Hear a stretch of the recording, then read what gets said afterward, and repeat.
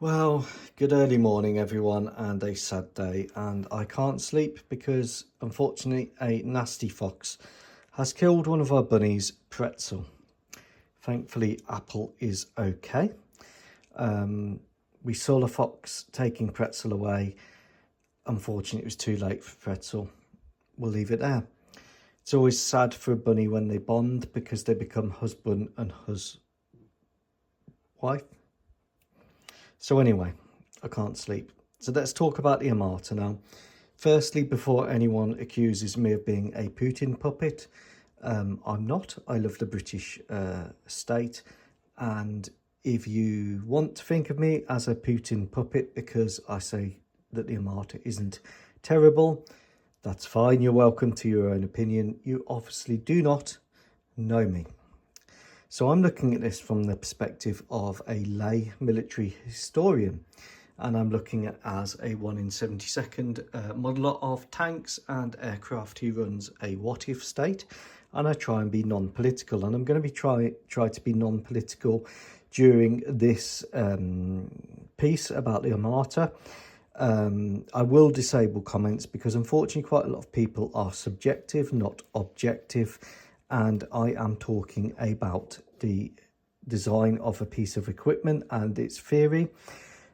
If you want to win a conflict, you need to understand your enemy.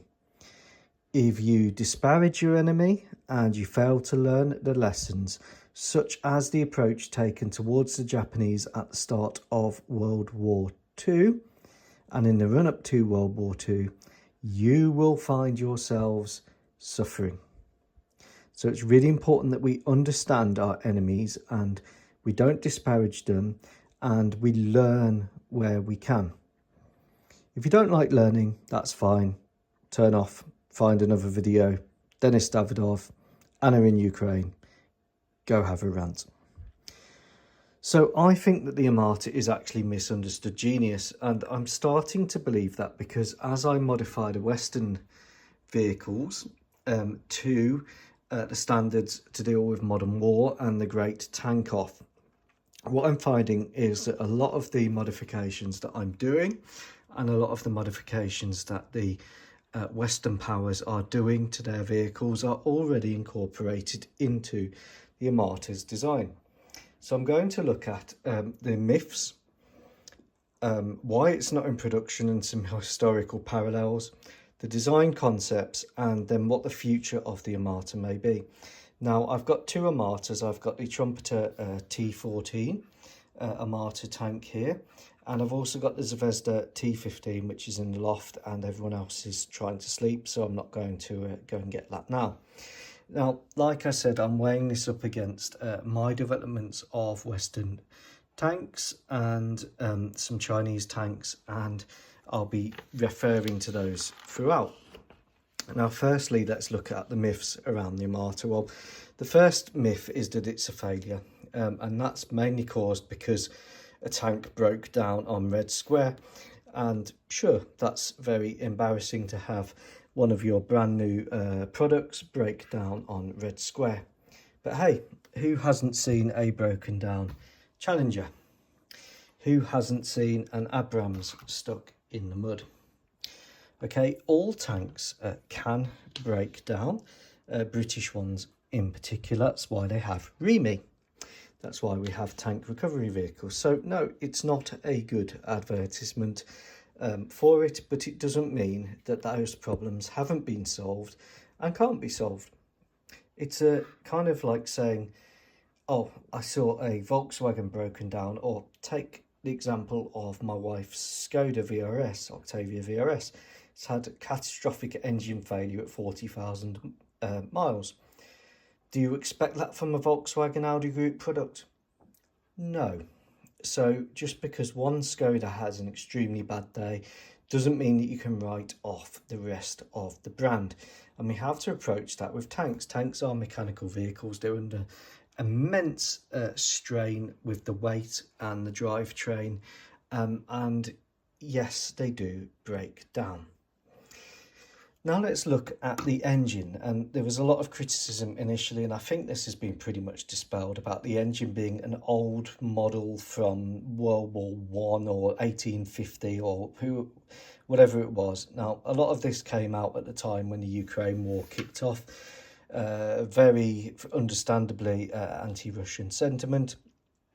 Ultimately, if it works, it works. And to say an engine might have an old derivative, okay, that's fine, but does it work? Well, in the Armarta's case, we know it does work, and the vehicles do work. And if you are looking at your enemy, you have to assume that their tank does work. Otherwise, you'll get a shock when it does work and you're not expecting it to work. The other myth is that the turret is unarmoured. Now, the turret is armoured. It's armoured to deal with the main weapons that it would probably face, which is your javelins and your NLAWs, your top attack weapons coming down.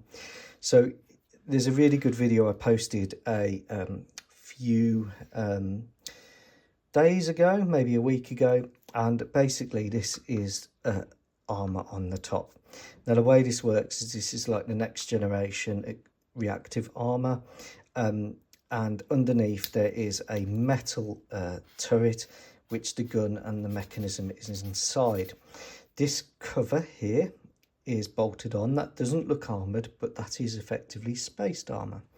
And then around the whole of the turret, and you can see it quite clearly, you have the active protection system. So you have active protection systems here, you have them down here, you have them here, you have them here.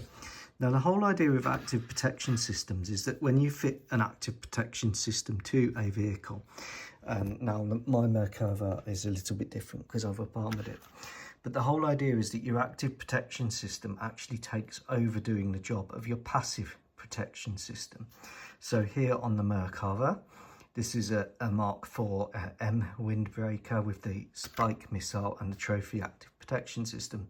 You'll notice on the Merkava that it does have some passive armour applied in the ball and chains, and it does have spaced armour on the rear, but I've obviously added to that with the Tusk equipment. But where you don't have an active protection system, that's where you are relying on your passive protection, as exhibited here by the Challenger 2 TES. So this is your Dorchester 2 panels and your slat armour. So the question would be, well, why would you armour the turret heavily? And we'll get on to the design concept of why you wouldn't. I don't think the turret itself is that heavily armoured at all, but I think where it needs to be for the top attack weapons, it is. Now, why they then put spares with ammunition on the rear?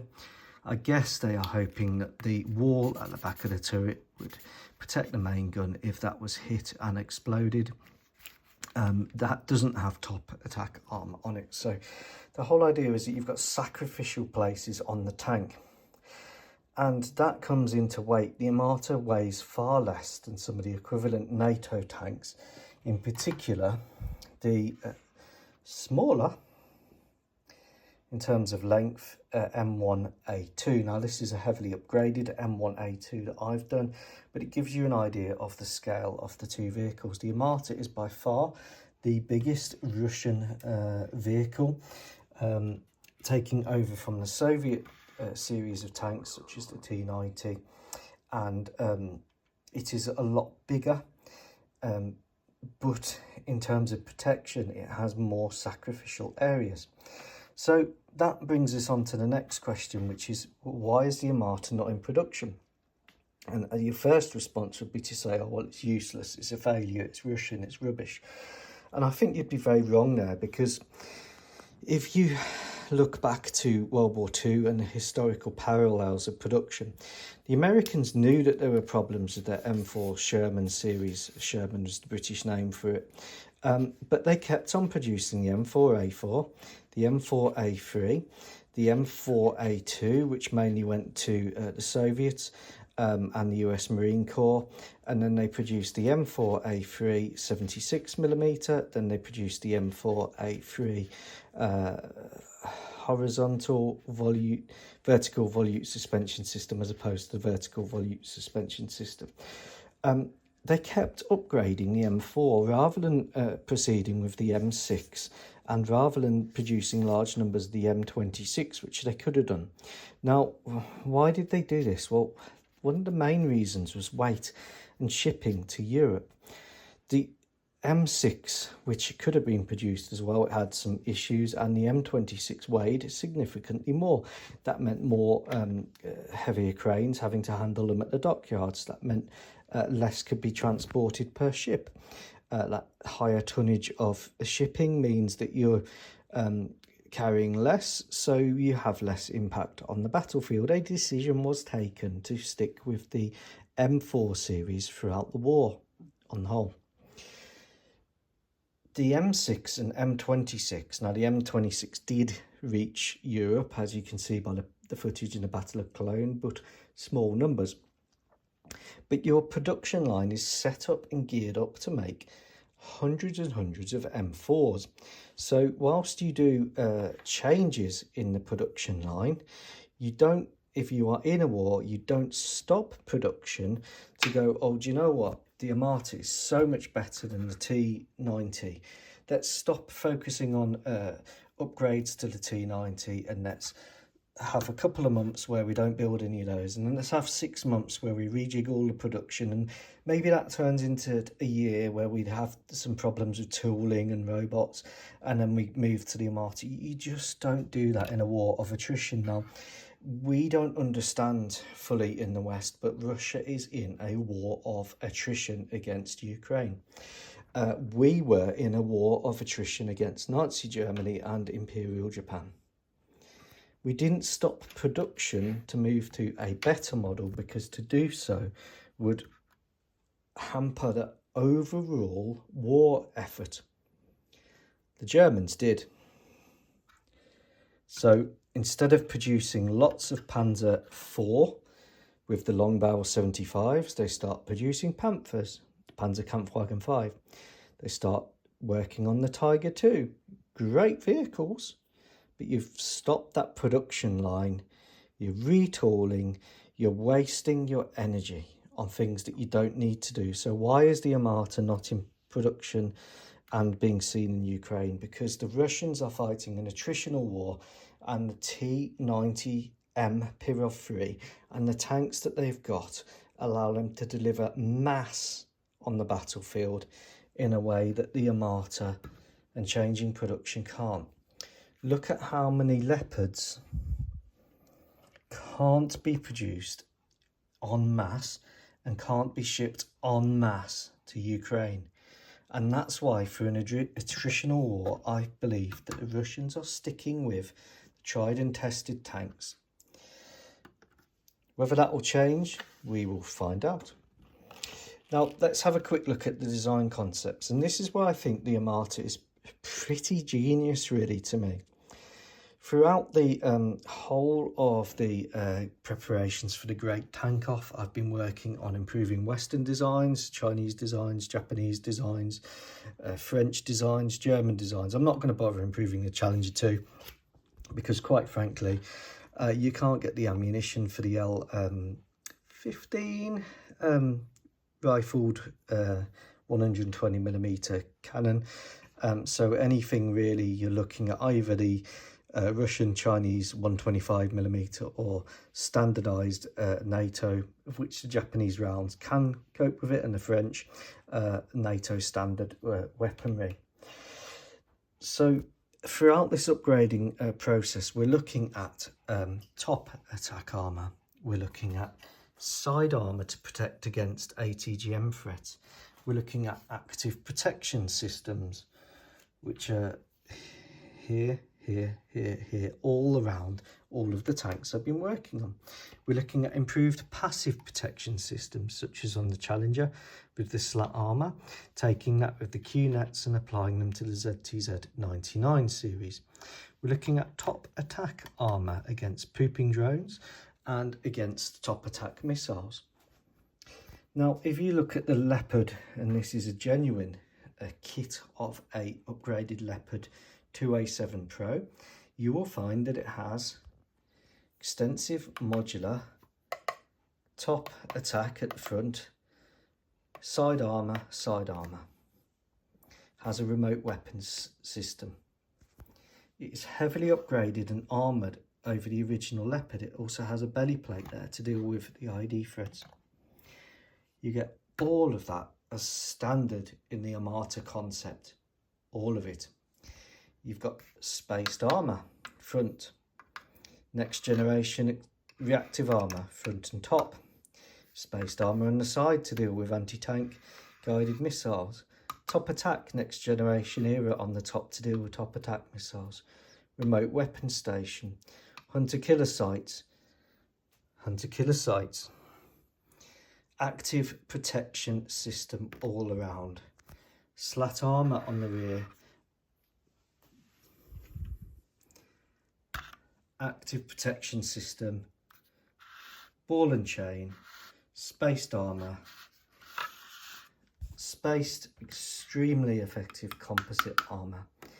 Not so effective apparently against kinetic energy, although it will cope with it, but very good in dealing with the main threat of anti-tank guided missiles. I then take that to the next level with the Tusk kit, extra top attack armour and anti-pooping drone cages.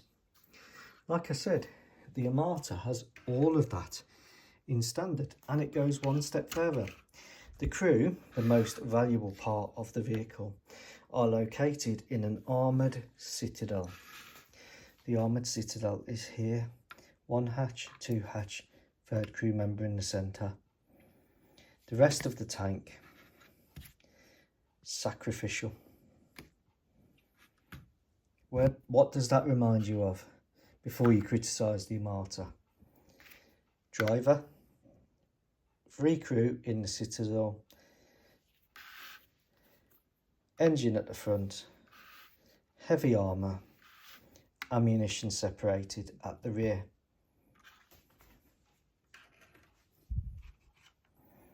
Slightly different, driver down in the hull, ammunition separated and isolated at the rear.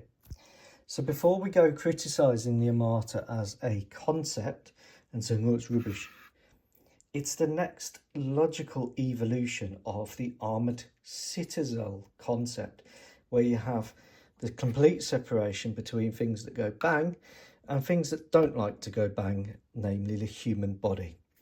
And that's protected at the front by next generation reactive armour, top attack armour, armoured walls, probably an armoured floor, although I can't confirm that. It's unknown whether they have fitted a blast or belly plate from the model kit, but it would be logical to think that they have thought of that and there maybe is an escape hatch. But it does look like even on this Trumpeter model that there may be some form there. I haven't been able to tip a real Armarta up to compare it. And that is taking the idea of the spaced armour that you see on the T-90, the next generation reactive armour. The difference is it's moving away from the thing which we all say about Russian tanks, their turrets pop off due to the autoloader.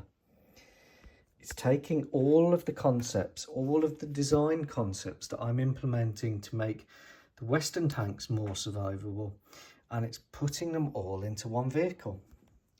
Where do we see that happening now? Well, we see that happening now with the Abrams X technology demonstrator. We see that happening in the KF-51 Panther.